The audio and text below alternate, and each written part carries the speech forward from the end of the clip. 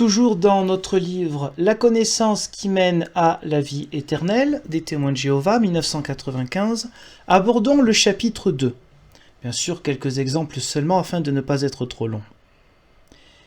Il y a plus de 2500 ans, un homme, prophète et historien, a écrit « Il n'appartient pas à l'homme qui marche de diriger son pas. » Jérémie, chapitre 10, verset 23. Allons voir un petit peu cela. Jérémie, chapitre 10, verset 23. « Je sais, Éternel, que l'être humain n'a pas autorité sur la voie qu'il suit. Ce n'est pas à l'homme qui marche de diriger ses pas. » Puis ça continue avec « Corrige-moi, Éternel, mais dans une juste mesure, et non dans ta colère, etc. » Oui, Jérémie, prophète malheureux. Très bien, on est tous d'accord avec ça, il n'y a aucun souci. Ce n'est pas à l'homme de diriger le pas des autres. Pourtant, en lisant ce genre de bouquin, ce sont bien quelques hommes qui cherchent à diriger le pas des autres, avec des interprétations bibliques hors contexte et surtout avec le système de la peur. Si ça, c'est pas chercher à diriger, qu'est-ce que c'est? Donc, que ce soit Dieu qui dirige nos pas, on est bien d'accord, que ce ne soit pas la Watchtower qui dirige nos pas. De même que pour moi, ce n'est pas l'Église protestante unie de France, bien que j'en sois pasteur, qui dirige mes pas. Je cherche à ce que ce soit Jésus-Christ lui-même qui dirige mes pas, et pas mon Église, même si j'en fais partie, que je fais partie de l'institution, je fais partie des branches de l'institution de Satan, bien sûr, hein, pour l'organisation Watchtower. Donc rien à voir avec le contexte comme d'habitude. Mais bon, en tant que tel, c'est vrai, l'homme n'a pas à diriger les pas des autres êtres humains, mais Dieu lui-même. Je poursuis, nous sommes à la page 12. Aujourd'hui, on constate plus que jamais la véracité de cette déclaration. Évidemment, comme toujours, nous sommes dans le catastrophisme. Pourquoi aujourd'hui plus que jamais ? Depuis toujours, l'être humain a dû être guidé par Dieu, car lorsqu'il est guidé par lui-même, la situation ne va pas s'améliorer. Mais il faut faire peur, comme tout le temps. À ce sujet, l'historien William McNeill a déclaré « L'histoire de l'homme sur la Terre est une suite presque ininterrompue de crises et de perturbations dans l'ordre établi de la société. » Fin de citation. Évidemment, de citation, on ne saura pas quel livre, quelle page, quelle année, quelle édition, évidemment. Alors, en cherchant sur Internet, sur M. William McNeill, grand historien effectivement du XXe siècle, je vous ai mis 3 liens en dessous de cette vidéo, un en français, 2 en anglais ou l'inverse, qui évoquent ce grand historien, admiré de tous, sauf le fait qu'il n'allait jamais aux archives, mais ça c'est une autre question. Mais même en considérant ce monsieur comme un grand historien, personne, en évoquant sa pensée, son œuvre, ne voit que le cœur de l'œuvre de cet historien-là est de montrer qu'aujourd'hui c'est pire qu'avant. Donc cette phrase, elle est sûrement de lui, je ne dis pas le contraire. J'imagine bien qu'ils ont fait quand même attention. Mais ils ont sûrement tiré une phrase hors contexte comme ils font avec les Écritures, pour faire dire à ce monsieur ce qui n'est pas du tout le cœur de son interprétation de l'histoire de l'humanité. Poursuivons un peu plus bas à la page 12. Mais si l'on vous remettait un document juridique expliquant ce qu'il vous faut faire pour recevoir un héritage important, ne prendriez-vous pas le temps de l'étudier attentivement ? Si certaines portions de ce document vous semblaient obscures, vous demanderiez probablement l'aide d'une personne compétente dans ce domaine. Donc là, évidemment, c'est toujours pareil, c'est le serpent qui se mord la queue, c'est-à-dire il pose les questions pour vous inciter à ne trouver que chez eux les véritables réponses.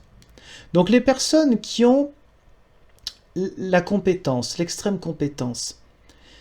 Alors oui, on rigolons un peu parce qu'avoir la compétence, prétendre avoir la compétence et utiliser des passages bibliques qui n'ont rien à voir ou quasiment rien à voir pour beaucoup d'entre eux avec leur contexte, c'est non seulement être incompétent, mais en plus être malhonnête.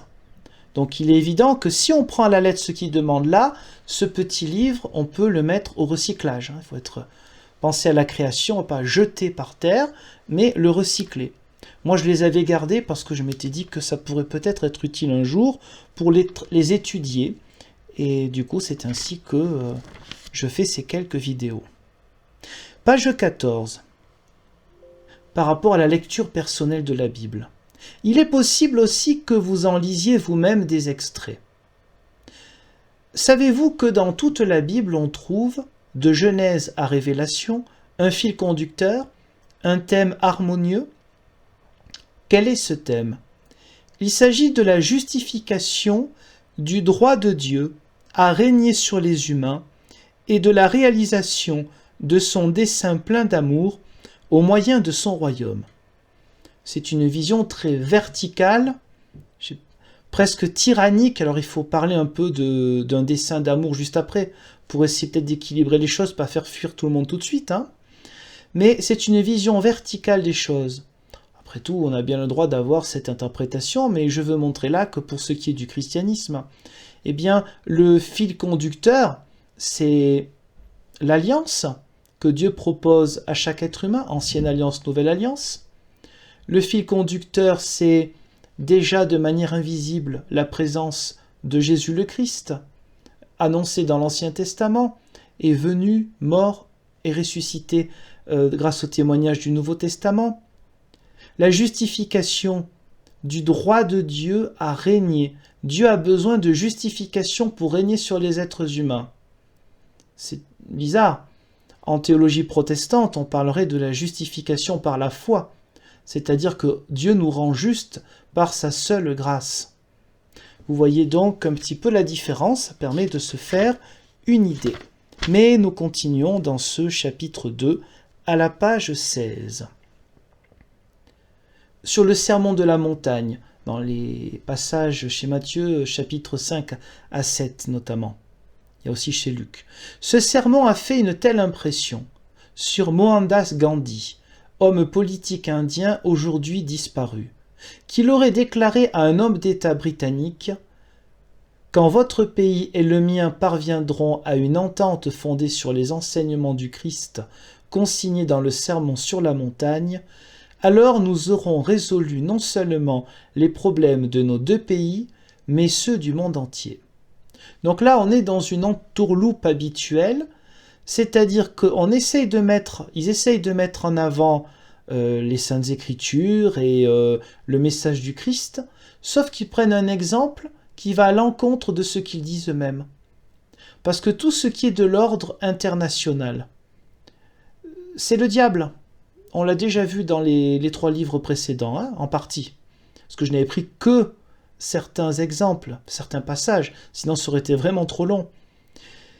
Utilisez là la mémoire de quelqu'un, qui est très important évidemment, mais la mémoire de quelqu'un qui était d'une autre religion que la religion chrétienne ne leur pose aucun problème quand il s'agit d'avoir raison.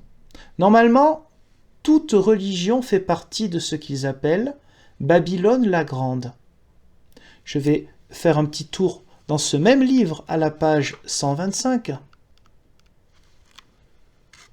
Les fidèles adorateurs de Jéhovah ne s'engageront pas dans les mouvements écuméniques, en participant au culte de différentes religions.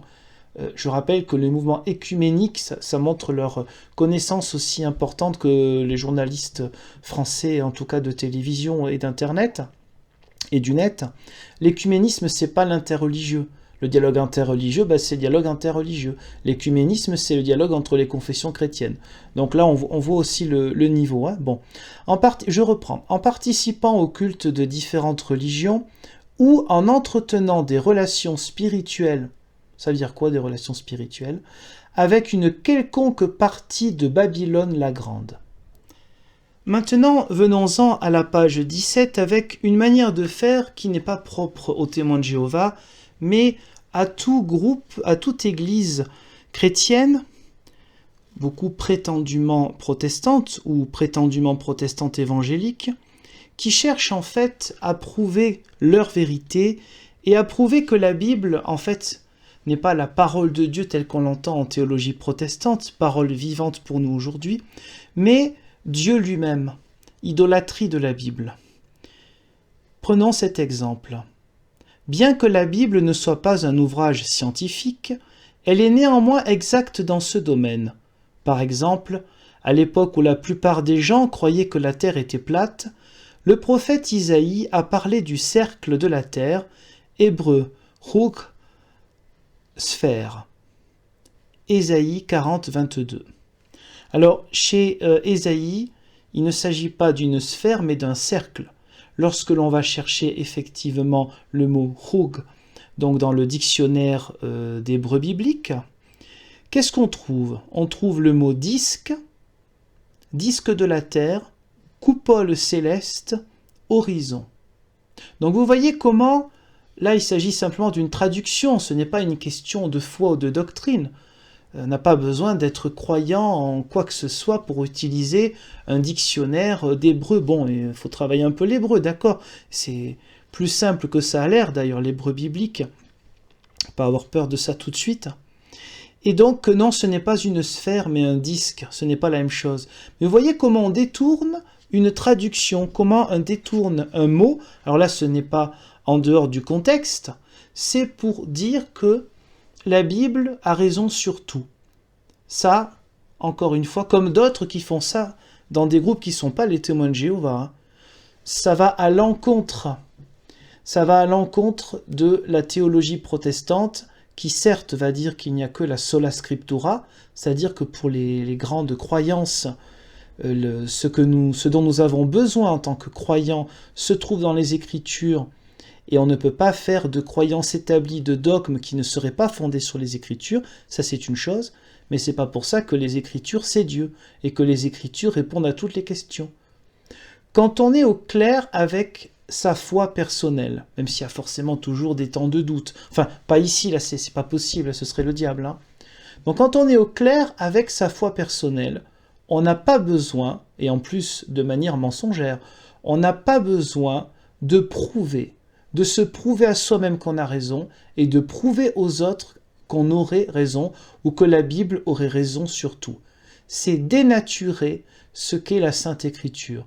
C'est un non-respect à la fois des auteurs humains, sur plusieurs strates, sur plusieurs siècles, avec une culture aussi très diversifiée, ce qui fait aussi la force de la Bible. Mais aussi, c'est se moquer de celui qui a pu inspirer ces auteurs humains. Donc c'est quelque chose de grave. Page 18. Pour prouver que la Bible a raison, on évoque évidemment le livre de Daniel. J'ai dit, le livre de Daniel qui est très complexe, pour parler donc de la Bible qui aurait tout prévu. Là, il s'agit d'Alexandre le Grand. Alors, on est dans un contexte qui peut évoquer effectivement Alexandre le Grand, mais toujours pareil, le livre de Daniel, c'est un livre avant tout d'espérance, comme le livre de l'Apocalypse, le livre dit de la Révélation. Il ne s'agit pas de faire peur, il ne s'agit pas de tout prévoir, mais de donner une espérance à ceux qui sont persécutés, à ceux qui sont dans la souffrance. Et donc cette espérance, elle peut se manifester avec des paroles un peu mystiques, avec des choses un peu symboliques. Mais encore une fois, désolé pour la répétition, mais j'insiste beaucoup là-dessus parce que ce n'est pas seulement les témoins de Jéhovah qui font cela. Eh bien, lorsqu'il y a des symboles, dans une période en souffrance, ça veut dire que ces symboles-là pouvaient éventuellement être compris à l'époque, car le but, c'était d'aider ceux qui étaient dans la peine et leur donner une espérance qui vient de Dieu, et pas de trouver des chiffres dont certaines personnes seulement seraient à même de comprendre la signification en triturant des dates et des royaumes et des interprétations complètement alambiquées, plusieurs siècles, voire plusieurs millénaires après. C'est vraiment être dans de la science-fiction et surtout de la malhonnêteté. Alors, page 19, la Bible, un livre unique, oui. La Bible est le livre le plus diffusé au monde, elle a été traduite en totalité ou en partie en plus de 2000 langues, des milliards de Bibles ont été imprimées, il n'y a guère d'endroit où l'on ne puisse s'en procurer un exemplaire. Certes, mais cela fait donc référence pas seulement à leur propre traduction, qui s'appelle la traduction du Monde Nouveau, mais à d'autres traductions. Et dans ce cas-là, ils mettent en avant des gens qui ont l'horrible doctrine qui a enténébré la chrétienté. Je reprends les paroles de leur premier fondateur, M. Russell, dans le livre La réconciliation, la doctrine de la réconciliation, 1899-1916. Ce sont d'horribles trinitaires qui ont fait les traductions de la Bible. Donc on met en avant une fois de plus des traductions qu'en plus on réfute, parce qu'il n'y a pas la traduction Jéhovah. La traduction Jéhovah existait au XIXe siècle. Après, on a vu qu'il y avait une meilleure manière de traduire, de transcrire le nom de l'Éternel Dieu, le nom du Dieu d'Israël. Donc on a abandonné parce que ça ne collait pas très bien. C'est une traduction un peu arriérée. Vous trouvez ça dans des Bibles françaises du XIXe et dans la Bible espagnole du XIXe siècle. Ensuite, on a traduit par Yahweh ou d'autres manières. Donc voilà, on met en avant la Bible, mais avec des traductions de gens qu'on considère qui sont les enfants du diable, mais on n'est pas à une contradiction près. Avant-dernière citation. De nombreuses autres prophéties à long terme se sont déjà réalisées. Mais vous demandez-vous peut-être, en quoi cela concerne-t-il ma vie? Voyons, si quelqu'un qui vous dit la vérité depuis des années, vous annoncez quelque chose de nouveau, mettriez-vous ces paroles en doute? Non, bien sûr. De même, Dieu a toujours dit la vérité dans la Bible. Donc là, deux choses. La première, c'est quelque chose qui est presque, on pourrait dire, de l'ordre du blasphème. Parce que là, on monte à ce niveau-là. Comparer quelqu'un, un être humain, qui vous dirait la vérité pendant des années, ça peut exister évidemment, et Dieu lui-même. Est-ce qu'il ne s'agirait pas là de faire un amalgame intelligent, malin, avec un M minuscule quand même, on ne va pas exagérer et tomber dans leur propre piège? Est-ce qu'il ne s'agit pas de dire que finalement c'est la Watchtower qui vous dit la vérité depuis des années, avec ses propres interprétations? Moi, c'est ce que je comprends implicitement. Mais dans ce cas-là, on a un petit problème. Ce n'est qu'un exemple, bien sûr.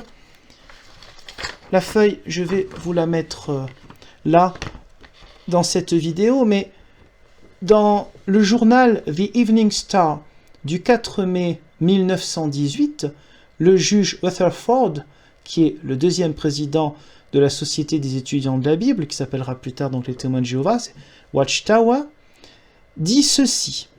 Je le traduis dans un français approximatif, mais l'image sera après insérée. Quand je dis qu'il y aura des personnes vivant maintenant qui ne mourront jamais, je signifie cela littéralement. Il faut prendre ça à la lettre. Alors après 1918, dans de nombreux articles que j'ai vus, il dit moins cela. Il ne dit pas je le dis littéralement, mais le message est toujours le même.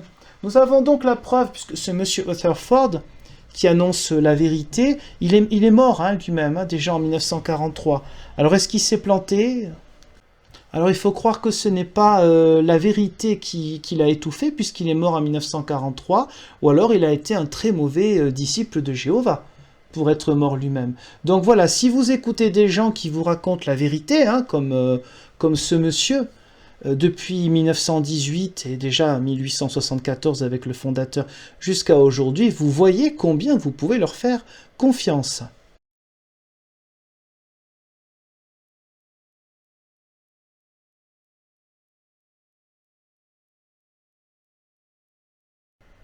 Et nous concluons à la page 22 pour ce chapitre 2 avec cet extrait. Certains peuvent craindre que vous entriez dans une secte ou que vous deveniez fanatique, alors qu'en réalité, vous vous efforcez tout simplement d'acquérir la connaissance exacte de Dieu et de la vérité. 1 Timothée 2, versets 3 et 4. Alors moi je veux bien cet argument-là, on va faire un tour chez 1 Timothée 2, 3 et 4.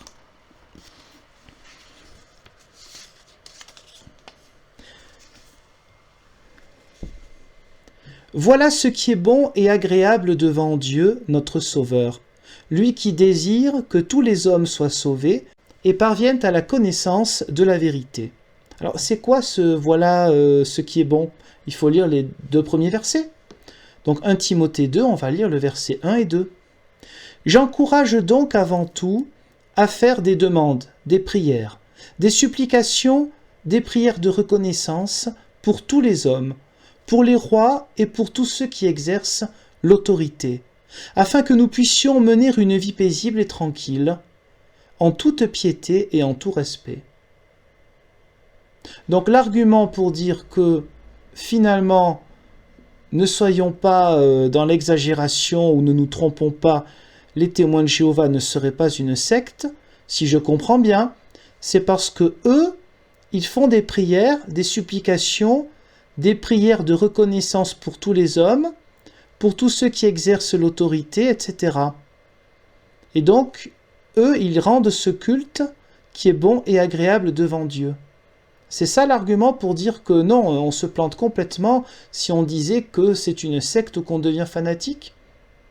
Dans toute église chrétienne, il y a, notamment dans la prière d'intercession, c'est appelé aussi la prière universelle dans l'église catholique romaine, un moment où normalement on prie pour les autorités.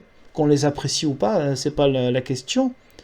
Donc voilà l'argument qu'il donne pour dire mais non, vous voyez bien, on n'est pas une secte. Voilà, si vous trouvez que l'argument biblique a quelque chose à voir avec la question, eh bien, je suis tout oui.